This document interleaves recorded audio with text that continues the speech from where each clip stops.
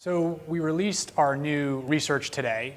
Streaming continues to surge. And what we're seeing is that consumers are still moving toward streaming in large numbers. I think what was really interesting about the research, it highlighted the baby boomer generation, an older cohort that obviously has lagged in terms of streaming adoption. We're now seeing baby boomers viewing streaming at comparable rates to traditional TV.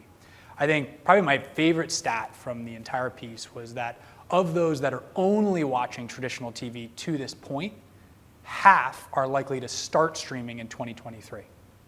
Now, as far as ad-supported streaming, what does your research show there? Well, ad-supported streaming really stood out in the research as a real highlight in the piece.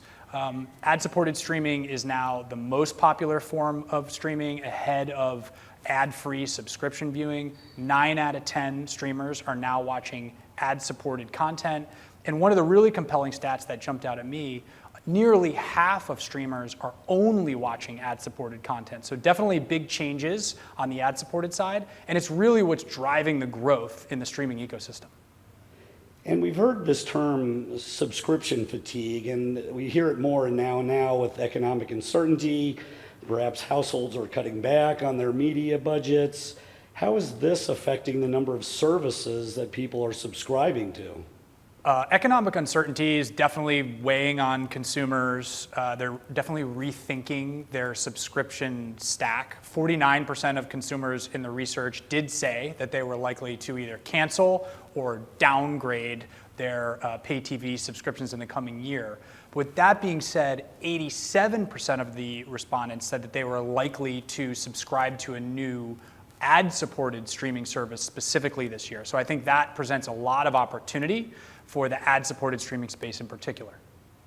And next I wanted to ask you a bit about content discovery. You know, when people turn on the TV, sometimes they're scrolling through stuff, they don't know what to watch.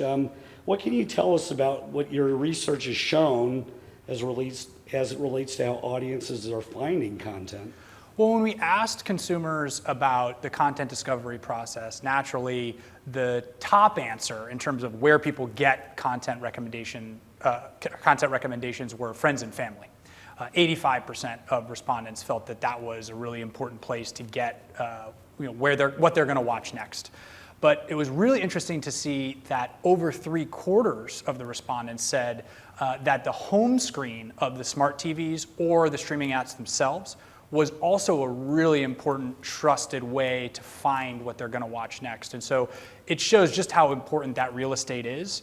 We launched last year our SpringServe Tiles product with our partners at Vizio to really infuse modern technology and a lot more intelligence into how media owners manage that space. And we think this research really supports why that's so important to focus on. And another new announcement, you have a new offering in CTV and streaming. What can you tell us about that? Yeah, we couldn't be more excited to launch Magnite streaming this week. It's really a culmination of over a year's worth of work, bringing the best of both worlds together from what Magnite and SpotX had in the CTV space. Just tons of institutional knowledge, customer experience, strategies. We really worked closely with our customer base to help formulate the new platform. And there's a ton of new stuff we're bringing to market, but there are a few things to call out in particular. Number one, a brand new UI that really caters to all the different workflows that media owners have to operate with. So everything from programmatic guaranteed deals to biddable private deals to marketplace activations, really streamlining that for media owners all in one place. The second piece would be the audience activation and data enablement technology we've been investing so heavily in. We're really seeing that move to the supply side in streaming specifically.